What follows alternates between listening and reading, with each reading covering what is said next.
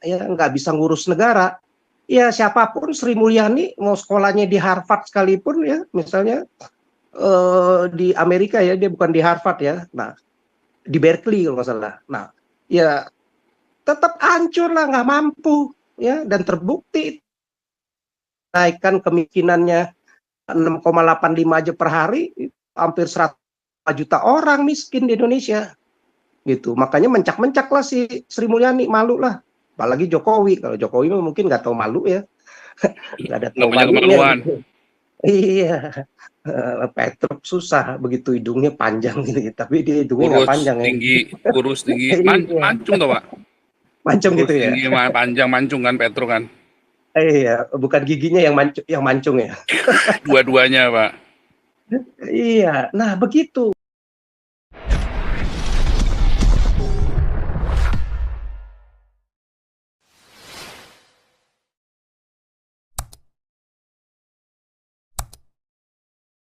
Nah, ini dulu sebentar. Ini Pak SK dulu silakan supaya lanjut terus. Lanjut Jadi Pak gini, Komandan. jadi Pak Ulan gini. saya jadikan co-host ya. Silakan. Iya, shalom semuanya. Jadi Shalom gini. Komandan. Hantam. Shalom Komandan. Shalom Pak Teddy. Iya. Jadi itu udah terbukti ya. Setiap negara kalau mau dikontrol ya, tunduk pemerintahnya itu kepada hukum syariah ya, syariah Islam, ya negara itu akan jadi biadab ya, akan jadi barbar, jadi mundur, terbelakang, miskin, korup. Ya, amin, Ya. amin, benar. Itu udah terbukti di mana-mana. Jadi negara pemimpinnya, ya presidennya dalam hal ini orang nomor satunya, ya semua institusinya bisa dikontrol sama syariah Islam, ya jadi barbar, jadi biadab, ya jadi terbelakang. Nah, saya ngomong nanti deh mengenai kenapa tuh syariah Islam bisa membuat negara itu yang kaya, ya, yang berpendidikan sekalipun, ya, orang-orangnya akan jadi miskin, bodoh, ya, compang, biadab, begitu. Nah, sekarang saya ini dulu, saya nggak tahu udah dibahas belum sedikit ya. Jadi ini kan dikenal di dunia itu, di Bank Dunia itu mengeluarkan ya ukuran standar ya, jadi kayak power purchasing-nya lah ya, parity-nya, jadi dibikin tuh parity power purchasing parity-nya itu mulai dari 2011, 2017 dan 2022 ya kalau nggak salah. Nah, itu ditentukan ada ekstrim miskin yang paling ekstrim, miskin yang menengah kelasnya, sama miskin yang atas. Nah, miskin yang paling ekstrim ya, yang paling benar-benar miskin, dihitung satu per kepala itu, per kapita itu $1,9. $1,9 taruhlah, misalnya sekarang 30.000 ya, yang tadi Pak Paul katakan kalau 30.000 per kapita per hari, berarti kan satu bulan kira-kira 30.000, 32.000-an lah dolarnya, 33.000 ya, 1 juta kurang lebih satu bulan ya. Nah, itu di Indonesia kalau angkanya 1 juta mungkin lebih sedikit ya. Nah, yang setahu saya 2022 saja ya, angkanya itu BPS itu mengeluarkan bukan 1 juta lagi, cuman 550.000 kalau nggak salah satu bulan ya. Per kapita penghasilannya cuman 550.000, berarti 550.000 bagi 30 hari cuman berapa itu ya, nggak sampai 20.000 ya, 17.000, 18.000-an, 18.000 sedikit satu hari. Bayangin, sekali makan aja udah habis begitu ya. Apalagi kalau yang punya anaknya masih kecil, belum produktif, belum berpenghasilan, anak 2, istri 1, nggak kerja lagi, makan apa ya, benar-benar ekstrim ya. Cuman kan negara-negara miskin model Indonesia malu kalau dibilang miskin ya. Jokowi juga malu lah, Sri Mulyani juga malu lah, dia merasa nggak ada prestasinya, hasilnya nggak ada begitu. Buat apa gua sekolah tinggi-tinggi, Buat apa dianggap nih presiden pembangunan infrastruktur, nggak ada hasilnya, begitu ya. Nah, sekarang ditentukan lagi kalau ekstrimnya menengah itu jatuhnya kena $3,2 minimal. $3,2 itu minimal 50.000 ya, sekitar 50.000 per hari, berarti 1 bulan 1,5 juta.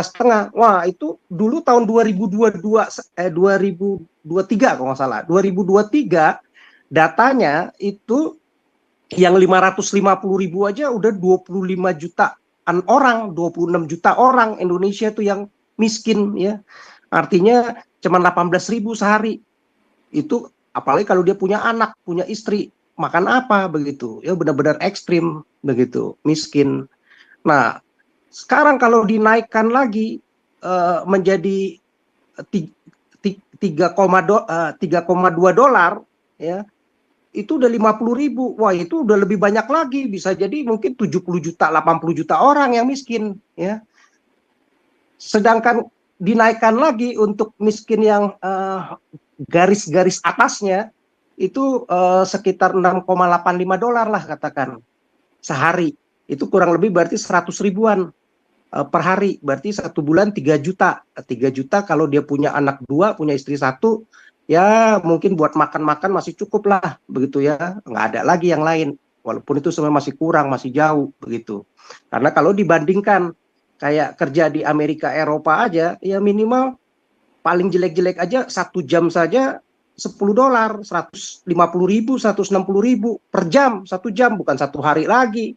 Udah ke cover ya buat negara-negara maju di Jepang semua ya, Amerika, Eropa, hitungannya per jam, Australia per jam begitu. Jadi jauh lah negaranya, compang banget 1 banding 500 kali ya dengan Amerika, dengan Eropa. Indonesia itu di mana, apa yang mau dibanggakan negara-negara syariah Islam ini ya, nggak maju-maju padahal kaya. Jadi itu bisa jadi kalau sampai di garis atas itu yang miskin di Indonesia itu masuknya 168 juta orang. Bukan lagi cuma 40 ya tadi tuh ya. Tadi 40% atau 40 juta ya, Pak?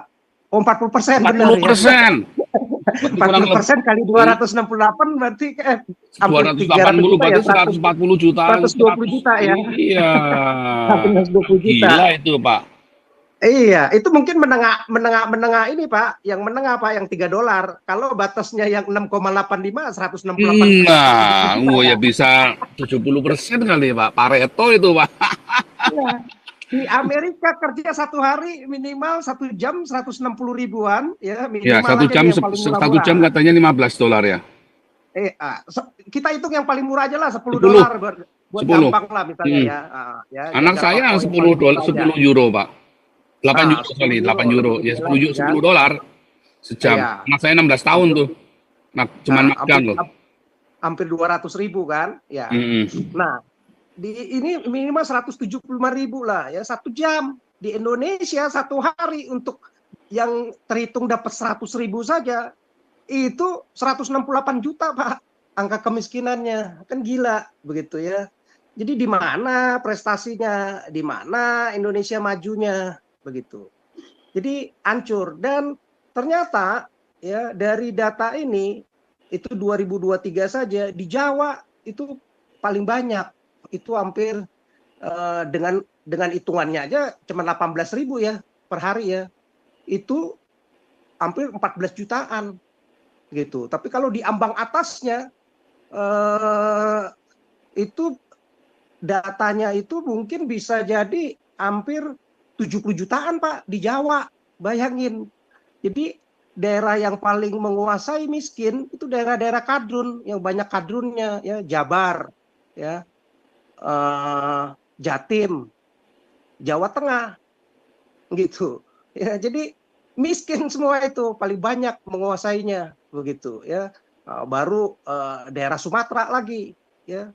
Ternyata Kalimantan, Papua aja sedikit loh, nggak banyak. Maluku, Nusa Tenggara ya, Nusa Tenggara termasuk tapi kecil. Manado malah lebih sedikit lagi begitu ya. Jadi hancur. Dan saya bilang ya memang kalau negara yang ikut syariah Islam ya terkutuk ya.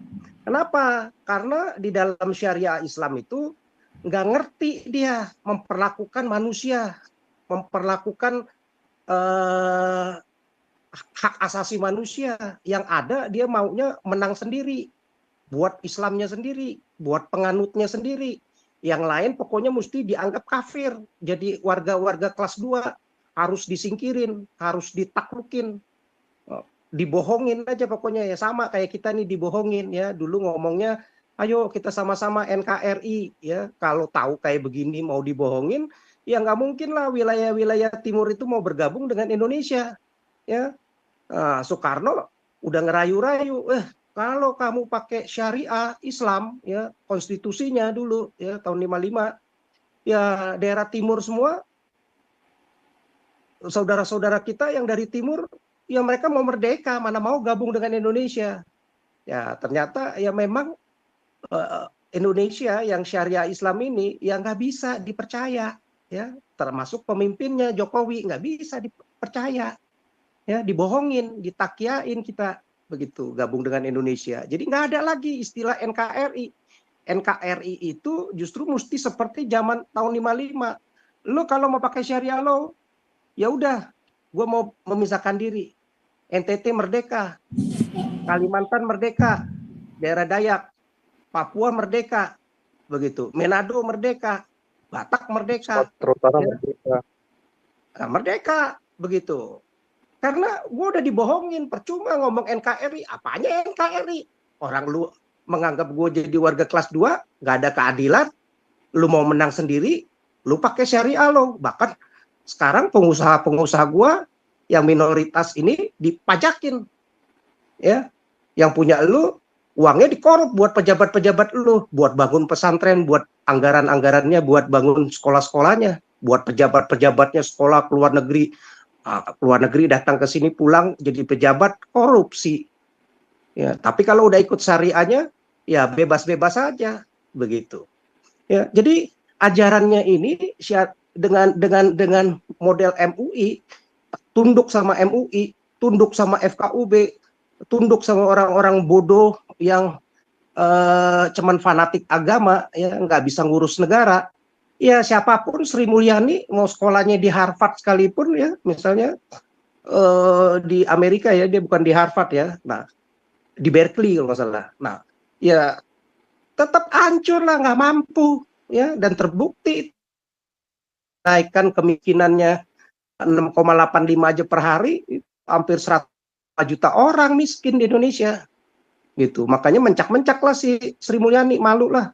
Apalagi Jokowi, kalau Jokowi mungkin nggak tahu malu ya, nggak ada tahu malunya.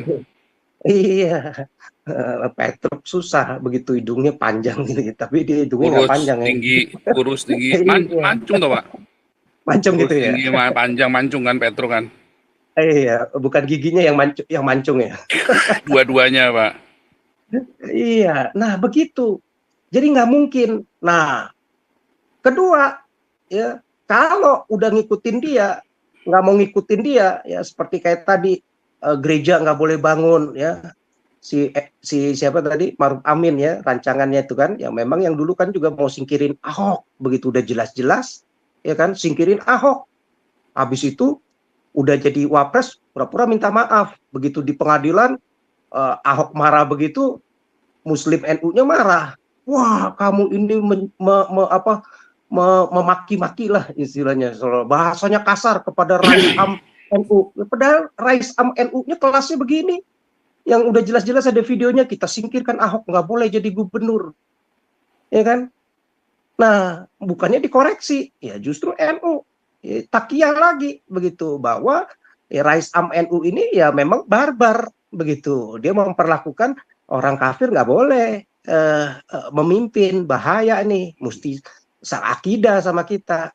Nah, tapi NU kan nggak pernah berani terbuka. Wah, Rais Am saya ini bejat nih, barbar nih, nggak benar nih, malah dibela. Wah, itu akan datang, termasuk Yeni Wahid ngomong, ya, wah Ahok ini mesti bahaya nih begini. Wah, si NU tuh bansornya akan datang ke Jakarta lah segala macam, ya kan? Iya, pasti akan selalu begitu. Jadi yang satu melakukan kekerasan, si Maruf Amin dengan MUI-nya sebagai waktu itu ketua MUI, nah, tetapi dibela sama NU ya, dengan ngomong wah kamu yang melakukan caci maki, padahal si Maruf Aminnya nggak dikoreksi, nggak berani. Ya takia sama aja NU begitu. Ngomong menutup gereja, yang satu enggak, ajaran kita nggak seperti ini, ajaran kita rahmatan lil alamin. Ya, gundul mopeang lah ya, palamu begedut lah kalau kayak begitu.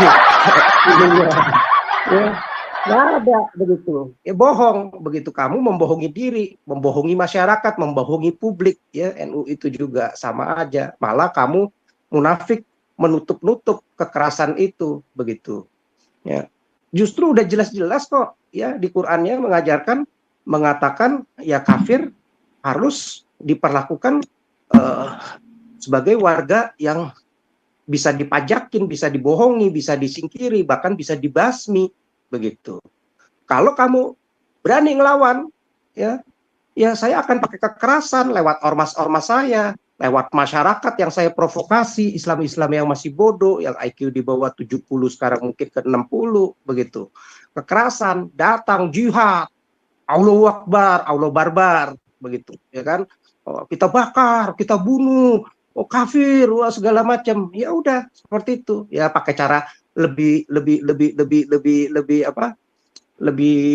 Lebih halus lagi ya, FKUB, aturan-aturan SKB 2 menteri begitu. Iya kan? Ya, tapi kan di zaman internet ini kan baru jadi lu mau bohongin apa? Ketahuan semuanya. Begitu ya. Nah, ternyata lu cuman akalan-akalan aja untuk menutupi ideologi ajaran syariah lu yang memang barbar begitu ya, ngajarin barbar begitu. Udah siap begitu, bahkan nggak heran lagi yang kayak kemarin ya ditemukanlah para jihadis-jihadis yang siap membom ya, bunuh diri, mau siap serang gereja, dapat hadiah 72 katanya ya kan, perawan di neraka begitu ya. Jadi nggak ada akal sehatnya ya, nggak ada ajarannya ini, jadi biadab begitu. Presiden, menteri apapun kalau udah tunduk kepada hukum syariah Islam, lembaga-lembaga Islam yang mengkampanyekan untuk syariah Islam, model-model MUI, model-model Maruf Amin, model-model JK, ya, model-model kroco-kroconya semua, politikus PKS semua yang mau bikin khilafah, ya, ya hancur negaranya, akan jadi biadab begitu. Jadi sebenarnya kantong-kantong Kristen, ya PGI termasuk, saya dengar ya memang impoten, nggak ada ya, nggak ada ininya, nggak ada kerjanya, memang nggak ada. Apa sih prestasi PGI, kita nggak pernah dengar. Mestinya dia berani bersuara, hai semua apa saudara-saudara kami yang Kristen, Katolik, ya semua Protestan, ya kita bersatu nih, kita dipersekusi ya. Dulu nggak sesuai dengan konstitusinya 55 nih, kita bergabung dengan NKRI ini, bahwa kita akan berkesamaan kedudukannya sebagai warga negara Indonesia. Kalau modelnya kayak begini, pemerintah si Jokowinya takut ya terhadap MUI, terus diskriminasi, nggak memberikan izin, ibadah dipersulit, ya mendingan kantong-kantong Kristen ya udah merdeka saja, kita batalkan sudah, nggak ada lagi perjanjian untuk NKRI. Ya mestinya itu PGI seperti itu, berani begitu ya. Nah seperti itu mestinya. Jadi biar sadar begitu. Kalau nggak digituin ya mereka makin nunjak begitu ya. Dia pikir seenaknya saja mereka, semuanya diskriminasi anggaran, diskriminasi aturan-aturan, ya, semuanya apa-apa mau dikontrol mereka, kehidupan semua ya, nggak boleh. Pokoknya kalau lagi puasa warung-warung, sama warung-warung yang ditujukan kepada warung-warung yang non-muslim tutup, nggak boleh begitu ya. Yang muslim pun yang sebenarnya mau cari penghasilan mesti tutup. Orang yang puasa kita yang pusing, kita yang dipersulit, ya bodoh lah begitu ya. Semua apapun keyakinan semua nggak boleh ya.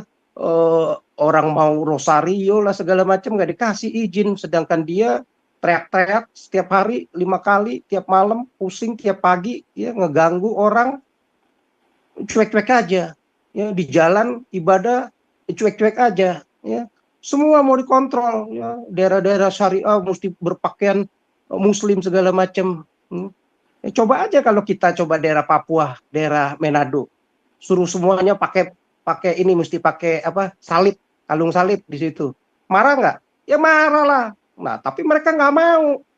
Mereka bisa marah, bisa komplain, tetapi nggak mau dikomplain, nggak mau apa, mau mengontrol orang tapi nggak mau dikontrol.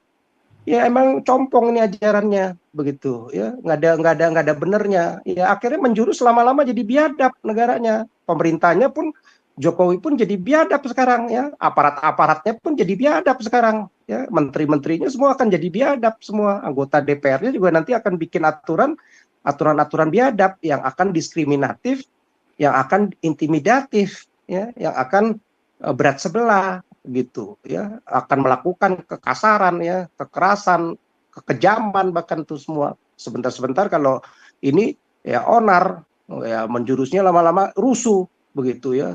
Wah, gue bisa bikin kerusuhan nih. Wah, gue bisa bikin apa, kerusuhan massal. Bahkan jelek-jeleknya gue bomin lo, penggal pala lo. Modelnya begitu tuh negara-negara teokratis yang berdoktrin syariah Islam. Nggak ada demokrasinya, mana ada gitu. Ya, sementara itu Pak Paul, jadi akan biadablah negara itu. Lanjut. Terakhir penutup. Siapa nih mau penutup nih?